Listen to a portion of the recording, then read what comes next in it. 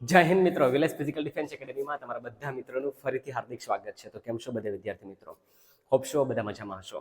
તો મિત્રો, આજે તમારા માટે એક નવી ભરતીની જાહેરાત થઈ છે, બરાબર? તો એના માટે હું વિડીયો લઈને આવ્યો છું અને એ ભરતી છે આપણી ઇન્ડિયન કોસ્ટ ગાર્ડ 2025.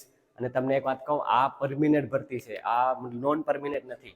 એકવાર સિલેક્શન લઈ લો અને આસાન સિલેક્શન છે, મતલબ કે જેનું સપનું આમાં પૂરું નથી થયું ને, વર્દી પહેરવાનું, બરાબર, એનું પણ સપનું પૂરું થઈ શકે, આ એ ભરતી છે, બરાબર? તો ખૂબ જ સારામાં સારી ભરતી છે અને ઘણા સમય પછી આવી છે, બરાબર? તો આ વિડીયોમાં આપણે કમ્પ્લીટલી વાત કરવાના છે કે જેનું પણ ખાલી 10 પાસ હશે ને, બરાબર, તો એ બી આમાં ફોર્મ ભરી શકશે. કમ્પ્લીટલી વિગતવાર એક વસ્તુનું હું તમને કહેવાનો છું, બરાબર? આ ભરતીની માહિતી મેં ટેલિગ્રામમાં પણ આપેલી છે, તો બરાબર, ત્યાં જઈને પણ જોઈ લો છો, બરાબર? આપણે ટેલિગ્રામ ચેનલ હજુ સુધી જોઈન ન કરી હોય તો કરી લેજો. એક લાસ્ટમાં વિડીયો શરૂ કરતા પહેલા એક મેસેજ અગ્નિવીરના વિદ્યાર્થીઓને આપવા માંગુ છું, બરાબર, કે કોલ લેટરને થોડીક ટેકનિકલ ઇસ્યુ થઈ રહી છે, તો એ થઈ જશે ડાઉનલોડ, બરાબર, થઈ રહ્યા છે. એન્ડ બધાને ડેટ આવી રહી છે, તો તમે પણ તમારી રીતે વ્યવસ્થિત ચેક કરી અને ડાઉનલોડ કરી લેજો, બરાબર? ચાલો હવે આ ભરતીની વાત કરીએ.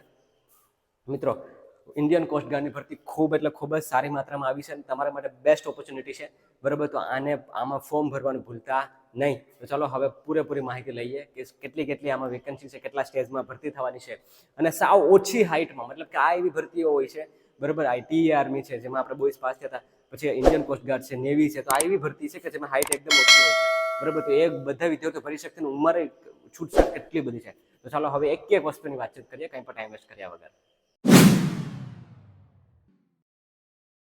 ઓકે મિત્રો, તો શરૂઆતથી શરૂ કરીએ, બરાબર? ભરતીનું નામ છે ઇન્ડિયન કોસ્ટ ગાર્ડ 2025, બરાબર? તો આમાં શું મતલબ કેટલી વેકેન્સી છે? તો ટોટલ વેકેન્સી છે ને એ છે 630. કેટલી? 630 જેટલી જગ્યા છે અને 2 બેચમાં ભરતી થવાની છે, મતલબ કે ઇન્ડિયન કોસ્ટ ગાર્ડ 2025ની જો હમણાં ફોર્મ ભરાશે એ અને 2026ની, બરાબર, બંનેની થઈને 630 જેટલી વેકેન્સી છે અને સારા માત્રામાં મતલબ વેકેન્સી છે, બરાબર? ફોર્મ ક્યારે શરૂ થઈ રહ્યા છે આના? ફોર્મ શરૂ છે ને 11 જૂન, એટલે કે ફોર્મ આપણે આના શરૂ થઈ ગયા છે એન્ડ ક્યાં સુધી ભરાશે ફોર્મ? 25 જૂન સુધી. ક્યાં? 25 જૂન સુધી ફોર્મ આના ભરાવાના છે. તો ધ્યાન રાખજો, બરાબર? 25 તારીખ છેલ્લી તારીખ છે, ભૂલતા નહીં. હમણાં જ શું કહેવાય, 25 તારીખ આવી જશે. ફીસની વાત કરું, બરાબર, તો 300 રૂપિયા ફી છે ઓનલી યુઆર અને ઈડબ્લ્યુએસ ના વિદ્યાર્થીઓ માટે, બરાબર? બાકી બધી કેટેગરી માટે ફી ભરવાની નથી, ફ્રી છે, બરાબર? શૈક્ષણિક લાયકાતની વાત કરી લઈએ કે જે સૌથી ઇમ્પોર્ટન્ટ વસ્તુ છે. શૈક્ષણિક લાયકાત અમે કેવું છે કે ઇન્ડિયન કોસ્ટ ગાર્ડમાં 3 પોસ્ટ ઉપર ભરતી આવી છે અને 3 પોસ્ટનો અલગ અલગ સિલેબસ છે, 3 પોસ્ટનો અલગ અલગ મતલબ એમ સમજી લો તમે કે ક્વોલિફિકેશન છે, બરાબર? તો એ પ્રમાણે હું આગળમાં ડિટેલમાં વાત કરીશ, પણ અત્યારે આપણે પેલા નોર્મલી જોઈ લે કે કઈ 3 પોસ્ટ છે. પેલી છે નાવિક જીડી, એટલે કે નાવિક જનરલ ડ્યુટીની પોસ્ટ. આ પોસ્ટ છે પેલી પોસ્ટ. એનું જે ક્વોલિફિકેશન શું છે? 12 પાસ, બરાબર? સારી પોસ્ટ કહેવાય હો મિત્રો. ઇન્ડિયન કોસ્ટ ગાર્ડમાં પોસ્ટ જો સારામાં સારી કહેવાય ને તો નાવિક જીડીની, બરાબર? એમાં ખાલી તમારી પાસે મેથ્સ અને ફિઝિક્સ હોવું જોઈએ, આ બંને સબ્જેક્ટ હોય તમારે, એટલે તમે આમાં નાવિક જીડીમાં ફોર્મ ભરી શકો. બીજી પોસ્ટ છે નાવિક ડીબી. ડીબી એટલે કે ડોમેસ્ટિક બ્રાન્ચ. હવે તમે એવું કહેશો કે સર આ ડોમેસ્ટિક બ્રાન્ચ એટલે કે, બરાબર, ડોમેસ્ટિક બ્રાન્ચ એટલે કે ઇન્ડિયન કોસ્ટ ગાર્ડનું જ્યાં પણ મતલબ એની બ્રાન્ચો હોય ને, તમને ખબર છે કે આપણી ગુજરાતમાં સૌરાષ્ટ્ર રિજનમાં એક બ્રાન્ચ છે. ક્યાં છે? પોરબંદરમાં. ઇન્ડિયન કોસ્ટ ગાર્ડની પોરબંદરમાં એક બ્રાન્ચ છે. તો ડોમેસ્ટિક બ્રાન્ચમાં પણ તમારે છે ને મતલબ એક ભરતી કરવામાં આવતી હોય છે ને 10 ઉપર, એમાં ત્યાં તમને મૂકવામાં આવે. પછી છે યાંત્રિક. યાંત્રિક છે ને ડિપ્લોમા વાળા માટેની છે, એટલે કે જેને ડિપ્લોમા 10 પછી છે ને ડિપ્લોમા 3 વર્ષનું કર્યું હોય ને, બરાબર, તો એ યાંત્રિકમાં ફોર્મ ભરી શકે, એટલે કે એ ટેકનિકલ ફિલ્ડ છે, બરાબર? એટલે એનું યાંત્રિક નામ આપ્યું છે. તો આ છે પોસ્ટનું નામ, બરાબર? નાવિક જીડી 12 પાસ ઉપર, નાવિક ડીબી 10 પાસ ઉપર, ડોમેસ્ટિક બ્રાન્ચ, બરાબર, યાંત્રિક 10 અને ડિપ્લોમા, બરાબર? પછી વાત કરીએ ઉંમરની છૂટછાટ ને. આમાં ઉંમરની છૂટછાટ ઘણી બધી છૂટછાટ મળી છે, મતલબ, બરાબર? તો ચાલો હવે ઉંમરની છૂટછાટ જોઈએ. તો ઉંમરની છૂટછાટ આપણે જોઈએ તો ઓછામાં ઓછી તમારે 18 વર્ષ તો હોવી જોઈએ, બરાબર? ઓછામાં ઓછી 18 વર્ષ હોવી જોઈએ, વધુમાં વધુ 22 વર્ષ. આ છે ઓપન કેટેગરીની અને ઈડબ્લ્યુએસ કેટેગરી માટે, બરાબર? પછી કઈ કેટેગરીની કઈ તારીખેથી, મતલબ જે બર્થ ડેટ કહેવાય ને કે ભાઈ એક ક્રાઇટેરિયા સેટ થતો હોય છે. તે ક્રાઇટેરિયા ક્યાંનો છે? તો પેલા નાવિક જીડીની આપણે વાત કરીએ, બરાબર? તો નાવિક જીડીનું છે આ બેચ 1 ને બેચ 2 બેયનું છે. આ જે લખ્યું છે ને, બરાબર, એ 2026નું છે, બરાબર? હવે વાત કરીએ તો જે નાવિક જીડીનું છે એની ક્રાઇટેરિયા શું છે? 1 ઓગસ્ટ 2004 થી લઈ અને 1 ઓગસ્ટ 2008, એટલે કે આ વચ્ચે જે બી હશે ને, જેનો જન્મ થયો હશે ને, એ ફોર્મ ભરી શકશે ઓપન કેટેગરી ને ઈડબ્લ્યુએસ માટે. બાકી આગળ વાત કરું છું, બરાબર? પછી નાવિક ડીબી ની પણ આ 2026 સુધીની બેચનું છે, તો એનું પણ 1 ઓગસ્ટ 2004 થી લઈને 1 ઓગસ્ટ 2008 સુધી પછી વાત કરીએ યાંત્રિકની બરાબર, એની પહેલીની બીજી બે બેચ માટે 1 માર્ચ 2004 થી લઈને 1 માર્ચ 2008 આ જનરલની ઈડબ્લ્યુએસ માટે. આ સિવાયના પણ જેને છૂટછાટ છે ને બરાબર, એ એસસી એસટીને છૂટછાટ છે 5 વર્ષની અને ઓબીસીને છૂટછાટ છે 3 વર્ષની બરાબર. તો છૂટછાટ આમાં તમે એડ કરી દેજો, મતલબ કે આ ફોર્મ ભરી શકશે 27 સુધી બરાબર, એસસી એસટી વાળા અને ઓબીસી ભરી શકશે 25 સુધી બરાબર, અને મિનિમમ ક્રાઇટેરિયા 18 વર્ષ છે. ઓકે, તો આ તો તમને હોપ છો કે આ વસ્તુ તમને સમજાઈ ગઈ હશે. હવે વાત કરીએ કે કેટલા સ્ટેજમાં ભરતી થશે બરાબર. તો જો સ્ટેજ 1 માં પહેલા આવશે એક્ઝામ બરાબર, એક્ઝામ લેવાશે, એક્ઝામની પછી સ્ટેજ 2 આવશે ફિઝિકલ બરાબર, ફિઝિકલ લેવાશે, અને સ્ટેજ જે 3 છે બરાબર એ મેડિકલ, અને સ્ટેજ 4 ડીવી, અને સ્ટેજ 5 છે એ ફાઇનલ મેરિટ લિસ્ટ બરાબર. તો મેનલી જે આપણે જે વાત કરવાની છે ને એ એક્ઝામની વાત કરવાની છે કે એક્ઝામમાં અલગ અલગ સિલેબસ છે બરાબર. પછી વાત કરવાની છે કે ફિઝિકલમાં શું છે બરાબર. તો ચાલો હવે એ જોઈએ આપણે. દેખો તો એક્ઝામ છે ને મિત્રો બરાબર, એ એક્ઝામ અપ્રોક્સિમેટલી ક્યારે આવશે ખબર છે? ફોર્મ આના તમને ખબર છે 25 જૂનની આજુબાજુ ફોર્મ સબમિટ થઈ જાય, પછી તમારી પાસે કેટલો છે? જુલાઈ અને ઓગસ્ટ બરાબર, સપ્ટેમ્બરમાં આની એક્ઝામ આવશે. ક્યારે? સપ્ટેમ્બરમાં. અને એ અપ્રોક્સિમેટલી એને પીડીએફમાં કીધું પણ છે બરાબર, સપ્ટેમ્બરમાં ફોર્મ એક્ઝામ આવી જશે, તો તૈયારી રાખજો તમે બરાબર. પછી વાત કરીએ નાવિક ડીબી અને નાવિક જીડી, ખાસ કરીને આ બંનેની વાત કરવાની છે કેમ કે સિલેબસ આમાં બંનેનો અલગ અલગ છે બરાબર. તો સિલેબસ જોઈએ કે તમારે એક્ઝામમાં વાંચવાનું શું છે, કેમ કે પહેલા તમારી એક્ઝામ સપ્ટેમ્બરમાં આવી અને સીબીટી પ્રમાણે લેવાય, કોમ્પ્યુટર બેઝ ટેસ્ટ પ્રમાણે. કઈ રીતના લેવા છે? કોમ્પ્યુટર બેઝ ટેસ્ટ પ્રમાણે તમારી એક્ઝામ લેવામાં આવશે. તો આ વસ્તુનું ધ્યાન રાખજો. હવે કરવાનું શું છે તમારે ગણિત છે તમારું 20 ક્વેશ્ચન, ઇંગ્લિશ છે 15, જીકે છે 5, સાયન્સ છે 10 અને રીઝનિંગ છે 10. ટોટલ કેટલા ક્વેશ્ચન થયા? 60 ક્વેશ્ચન થયા. નંબર ઓફ ક્વેશ્ચન 60 અને નંબર ઓફ માર્ક 60, અને ટાઈમ કેટલો મળશે તમને? મતલબ કે 45 મિનિટ બરાબર, 1 કલાકમાં 15 મિનિટ ઓછી, એટલે કે તમારે 45 મિનિટની અંદર તમારે 60 ક્વેશ્ચન સોલ્વ કરવાના છે અને માર્ક રહેશે 60.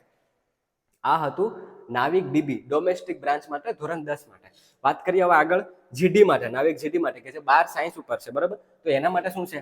એના માટે પેલું સેક્શન જો કમ્પલસરી છે, એટલે કે 60 માર્કનું એને જે સેક્શન છે, આ જે સેક્શન છે ને એ તો એના માટે કમ્પલસરી છે. સાથે સાથે એને વધારે પડતું મેથ્સ કરવાનું થશે 25 માર્કનું, અને ફિઝિક્સ કરવાનું થશે 25 માર્કનું, કે જે એને 12 સાયન્સ ઉપર જેને ભણ્યો હોય એમાં એને પૂછાય બરાબર. તો એનું શું છે?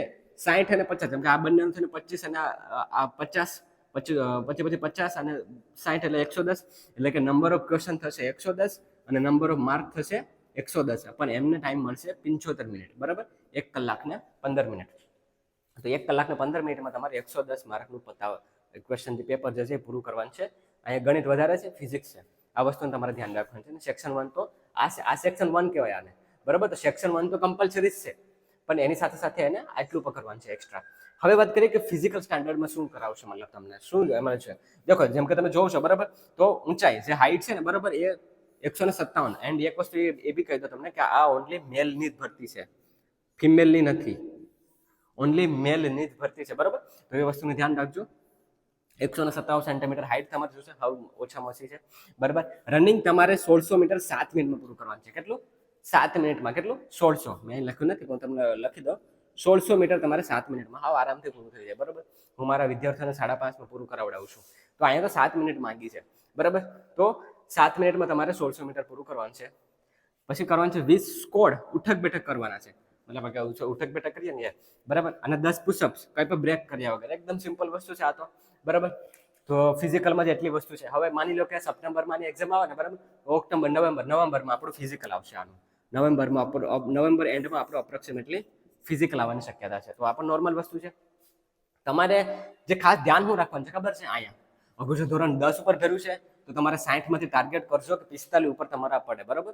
નેગેટિવ માર્કિંગનું આમાંથી કીધું નથી બરાબર, એટલે તમારે 45 ઉપર તો થવું જ જોઈએ, એટલો તમારો ટાર્ગેટ રાખજો. ને અહીંયા 110 છે ને તો 75-80 પ્લસ બરાબર. એના તમારે એક્ઝામમાં મહેનત કરવાની રહે ખાસ. આ તો નોર્મલ વસ્તુ છે. આજે હું વિદ્યાર્થીઓને કરાવું છું ને એટલે મને ખબર છે, આ તમે આસાનીથી કરી લેશો, પણ આ વસ્તુમાં તમારે મહેનત જાતે કરવાની રહેશે. તો આનું ધ્યાન રાખજો બરાબર. કોઈ પણ પ્રકારનો કોર્સ લઈ લેજો અને તૈયારીમાં લાગી જજો ફોર્મ ફિલઅપ કરીને. એના પછીનું શું સ્ટેજ છે? એના પછીનું સ્ટેજ છે મેડિકલ. મેડિકલ સ્ટાન્ડર્ડમાં તમારે મતલબ 10 થી 15 પોઈન્ટ ચેક થશે. પછી ડીવી ડોક્યુમેન્ટ વેરિફિકેશન, અને પછી ફાઇનલ બરાબર. જે બી ડોક્યુમેન્ટ વેરિફિકેશન કોમનલી કોઈ પણ સેન્ટ્રલની ભરતી તમે કરતા હોય ને તો એમાં તમારે 7 થી 8 ડોક્યુમેન્ટ છે એ કોમન જ હોય છે, એ તમારે જોડે રાખવાના.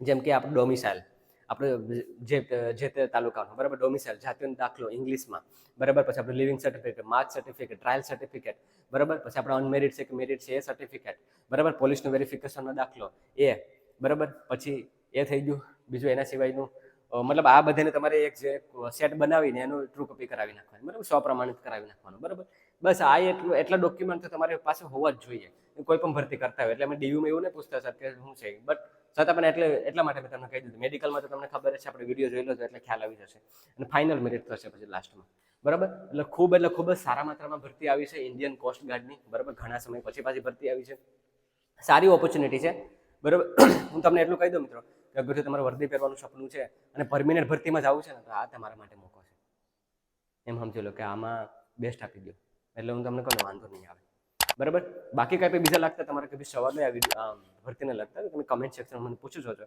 બાકી તૈયારી બેસ્ટ કરજો ફોર્મ વહેલી તકે ભરજો 25 તારીખ લાસ્ટ છે ઠીક છે તો ચલો મળીએ પાછા નેક્સ્ટ વિડીયોમાં ત્યાં સુધી રજા લઉં છું પ્લીઝ વિડીયોને લાઇક શેર સબસ્ક્રાઈબ કરવાનું ભૂલતા નહીં અને ટેલિગ્રામ ચેનલ જોઈન જરૂરથી કરજો તો ચાલો હવે મળીએ પાછા નેક્સ્ટ વિડીયોમાં જય હિન્દ